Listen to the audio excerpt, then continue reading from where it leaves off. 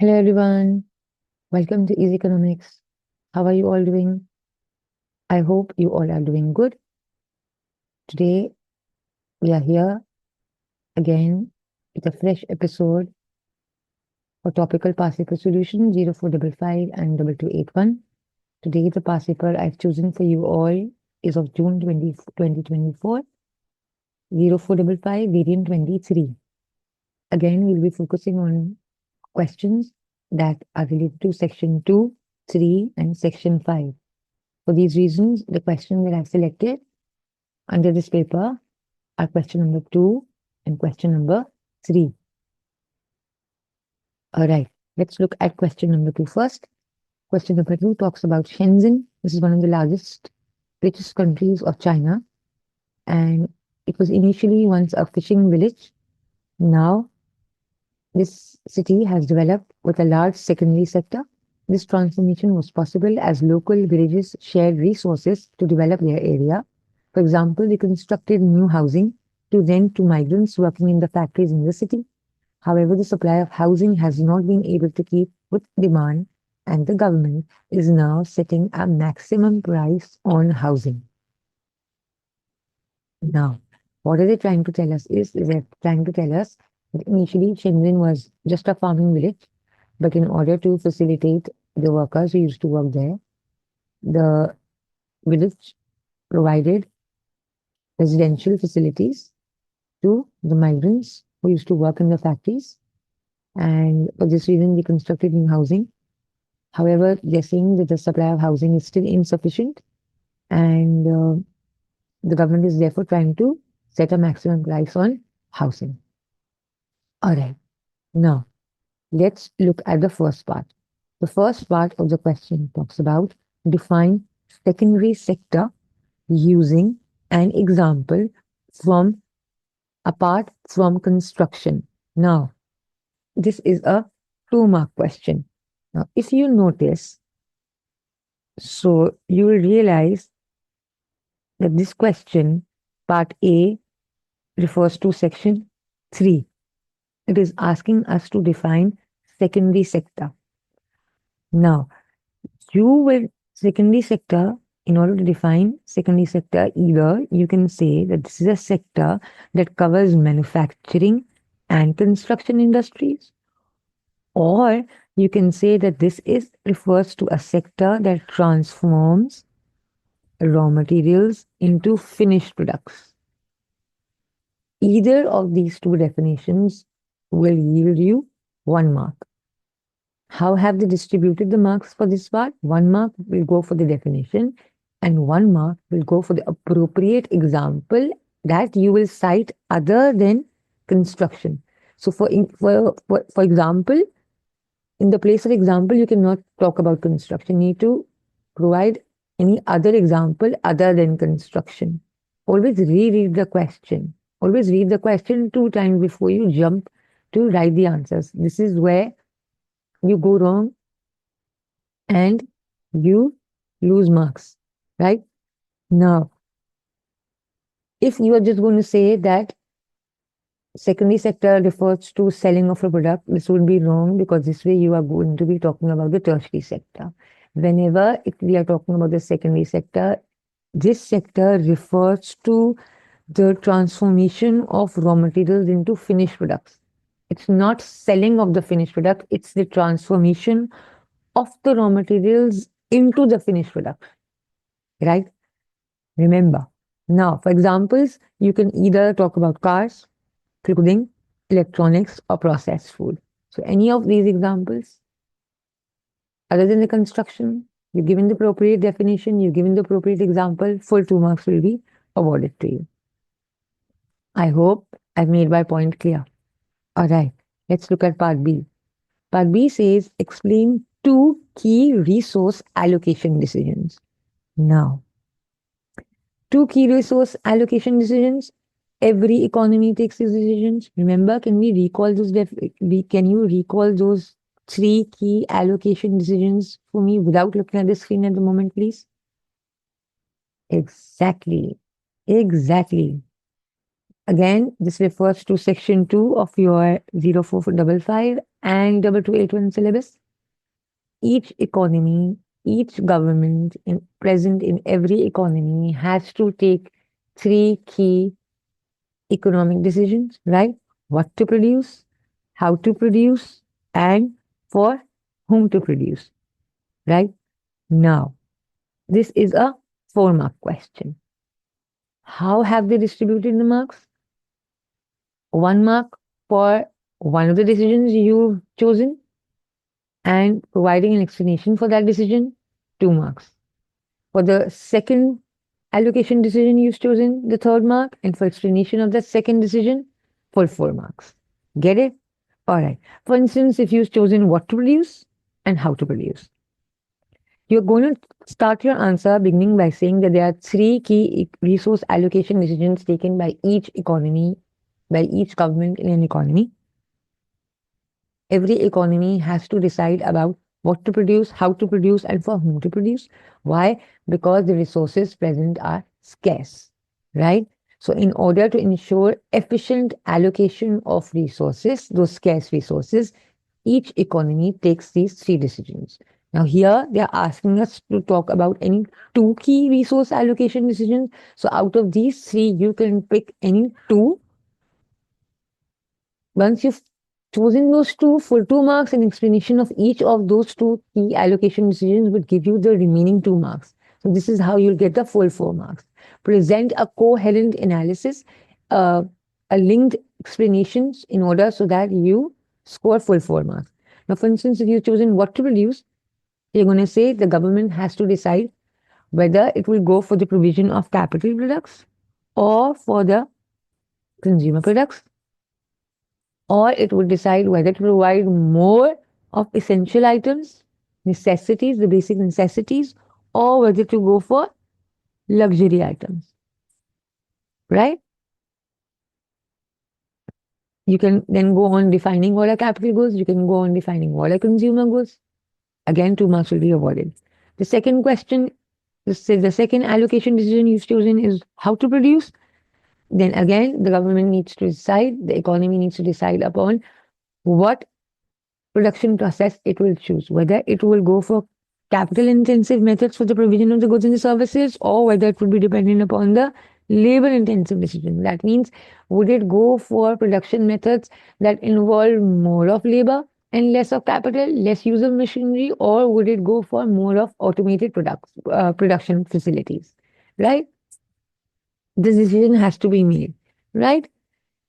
But whatever methods it chosen, or it will decide more of this, more of capital intensive or less of labor intensive, or more of labor intensive and less of capital intensive. Either it could be entirely capital or labor intensive, or it could be a mix of both.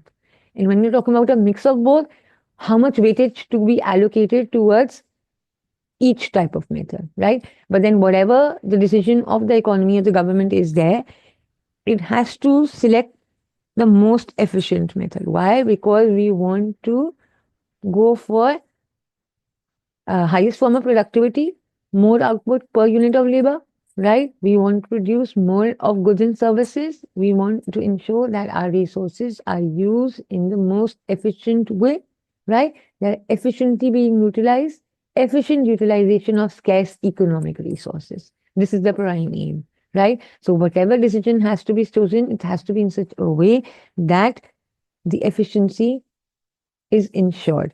All right.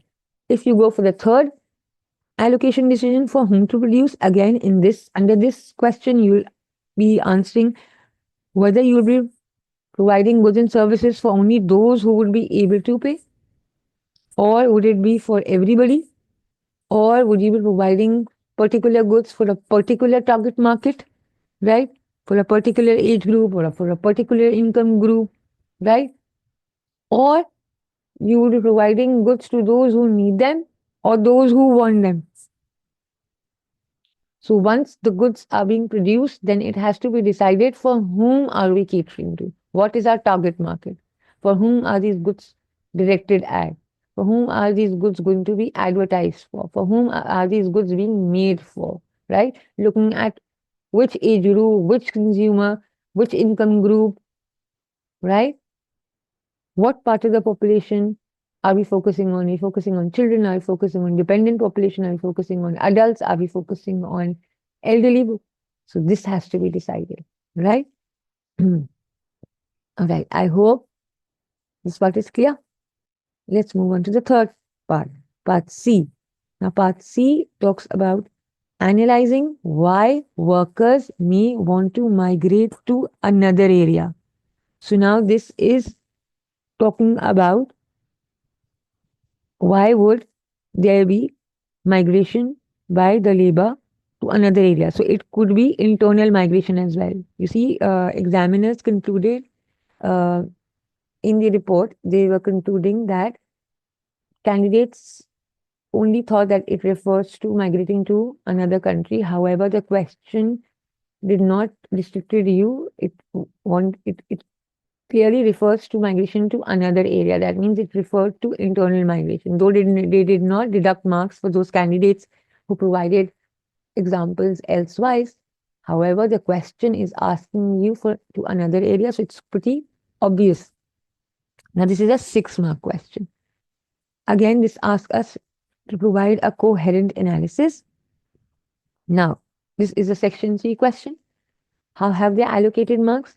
So for 3 marks, we'll go for the identification, for the reasons, and 3 marks for the explanation. So 1 reason, explanation, 2 marks, a second reason, explanation, and its identification, 4 marks, then the last reason and its explanation for 6 marks. All right.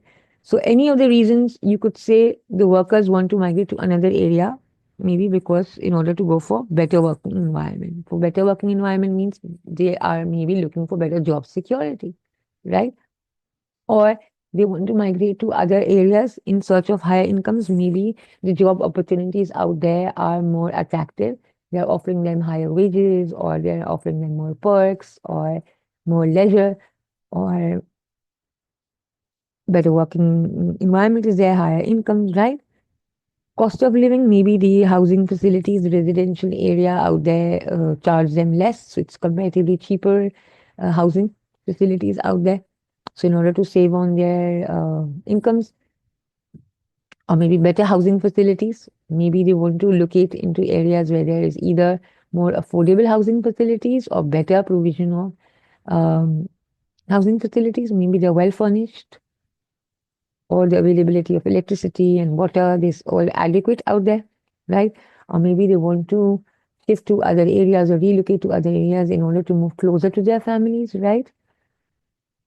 Or they want to move towards other parts of the country in order to search for better living standards, right? Maybe the education facilities out there, or the health, they are more of it's better infrastructure out there in particular cities, right? You see, even in your country, if you just take a look, some cities are more developed, the other cities are not developed.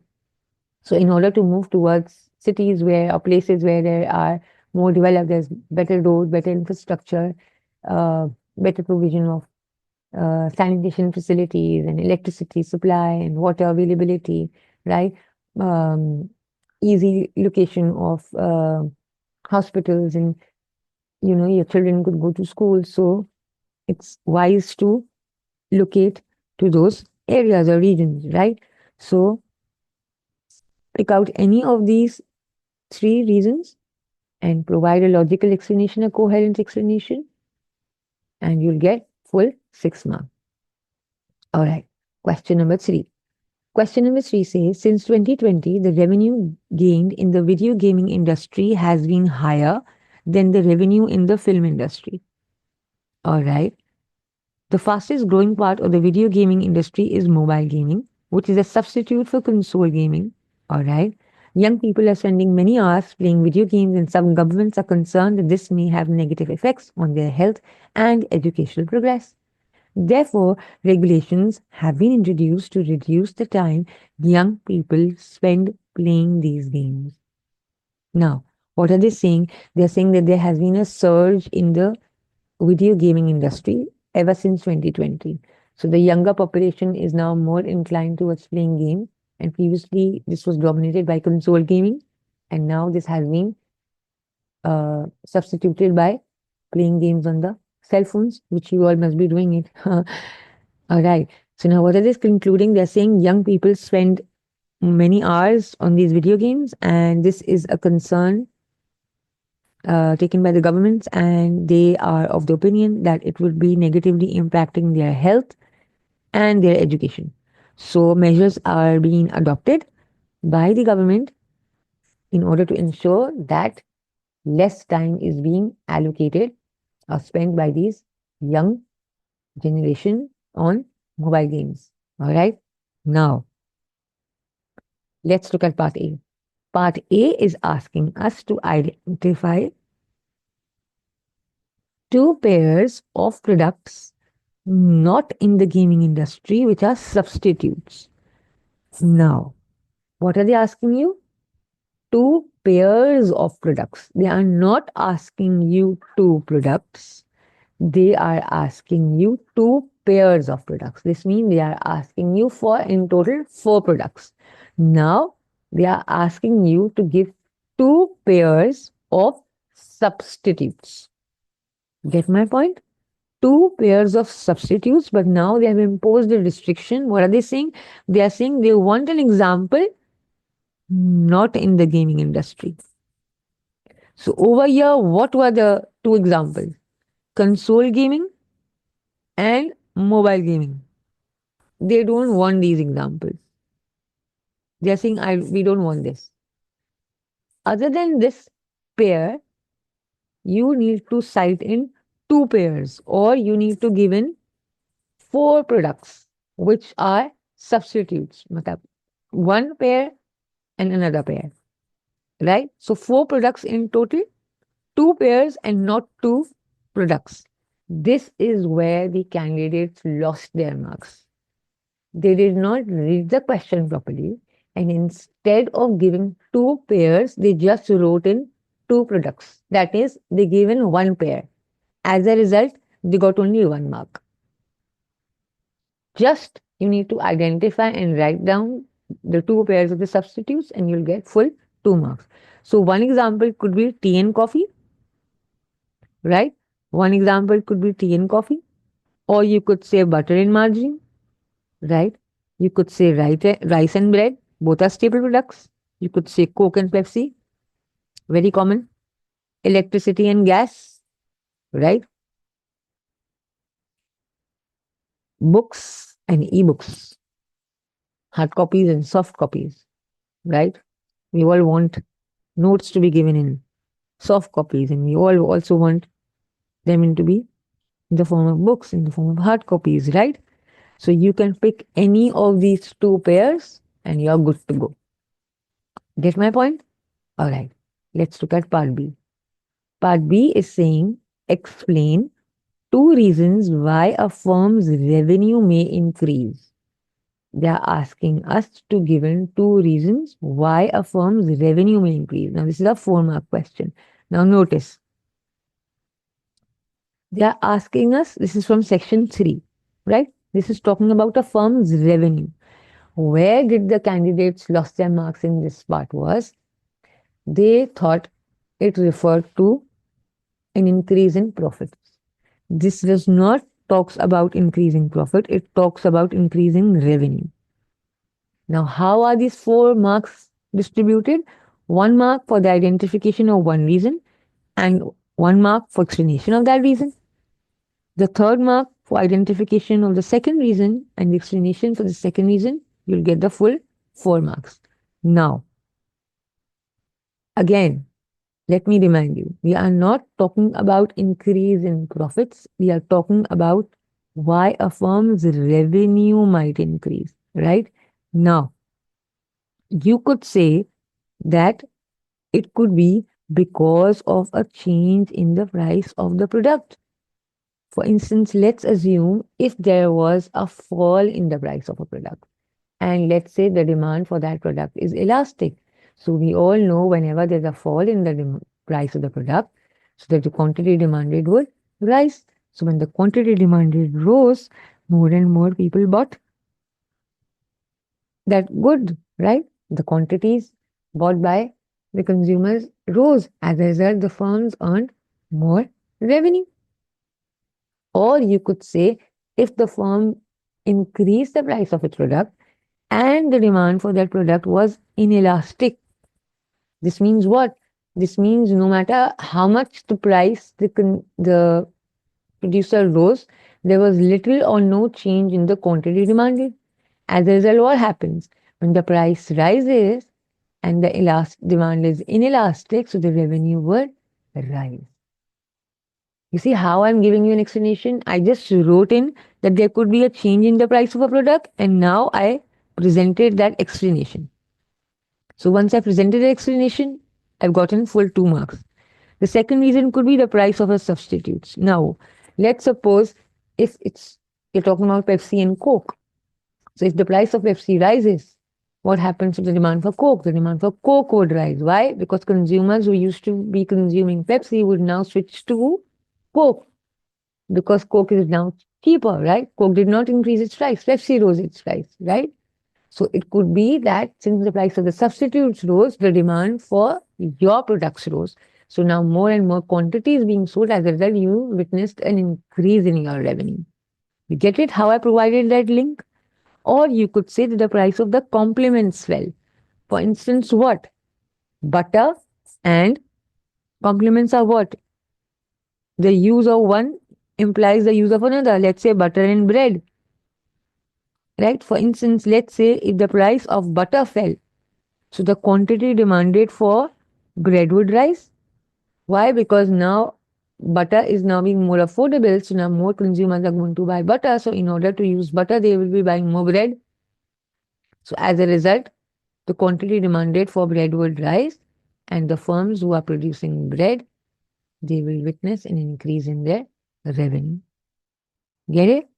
Or you could say there could be an increase in consumer incomes. So now when consumer incomes increase, this means what? The purchasing power of the consumers have improved. They could be spending more. They would be buying more quantities of the goods, right? As a result, the producer's revenue is going to rise. Or you could say a heavy or a successful advertising campaign by the producer, enticing consumers to buy more of the product, consume more of the product. As a result, the revenues will rise. Or you could say a change in consumer taste. Maybe now, if you're producing more of organic foods, right? And now there has been a change in consumer taste from consuming artificial um, or preservatives, food that contains preservatives, and now they're switching towards more healthier options towards organic foods, right? So now there's a change in consumer taste. So those producers who are producing more of organic food, now since awareness among consumers have risen or they have now switched towards healthier options, so now producers are going to witness a rise in their revenue, right? So any of these two, identification and explanation, for 4 marks. I hope I made my point clear and you've understood. Let's move on to the last part. That's part C. It's asking us to analyze 2 economic consequences of having a large population, of having a large proportion of the population aged under 16. What does this mean? They are asking us what could be the impact or what could be the result of having a larger population being of aged less than 16. So if you got a population of any country that is below 16 years of age, so what could be the 2 economic consequences? This is what they're asking us. What could be happening because of that? How would the economy being going to be affected? Now this is a 6 marker. You need to analyze 2 economic consequences, right? Now, how will you talk about it? This is related to section 5. This is talking about population. Now, you could say, since a larger proportion of the population is below 16 years of age, this means that the dependency ratio is high. More and more population would be dependent upon those who are already working. As a result, there will be a lot of burden on those who are in the working population. Having a large dependent population means that there will be lesser people employed in the labor force in the working population. As a result, there would be lesser earnings, right? So this means there would be less forms of uh, tax revenue. Why? Because since lesser people are employed or in a part of the labor force, so they would be earning less.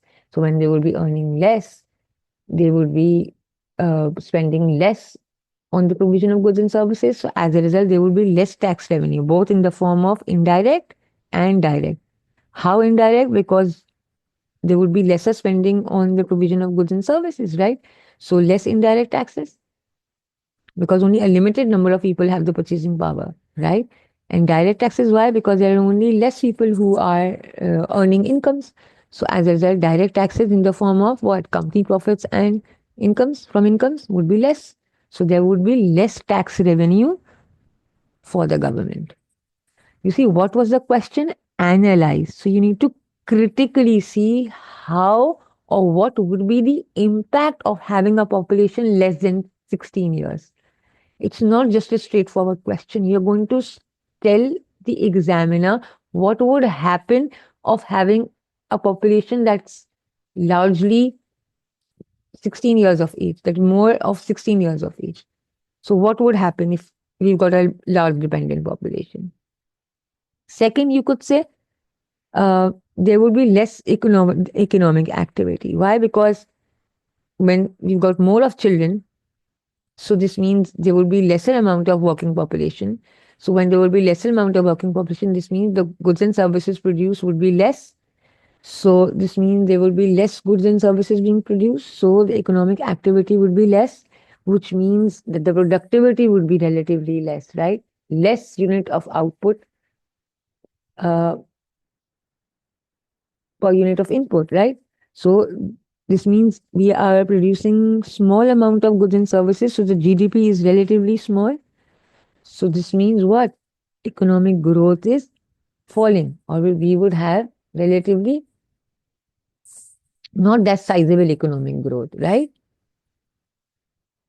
Or you could say having a population, a large population under 16 years mean that there would be the demand for the products for children would be on the rise. And this means the demand for the products by the elderly would not be more. So the producers would then be concentrating on providing goods and services for the children, and this means that there would also be more spending on education. So this means the government would have to ensure that there are sufficient schools and sufficient schooling facilities available, and the provision of teachers is there in the economy, right? So it has to, this means that providing more on education would mean that maybe the government would be spending less on healthcare, right?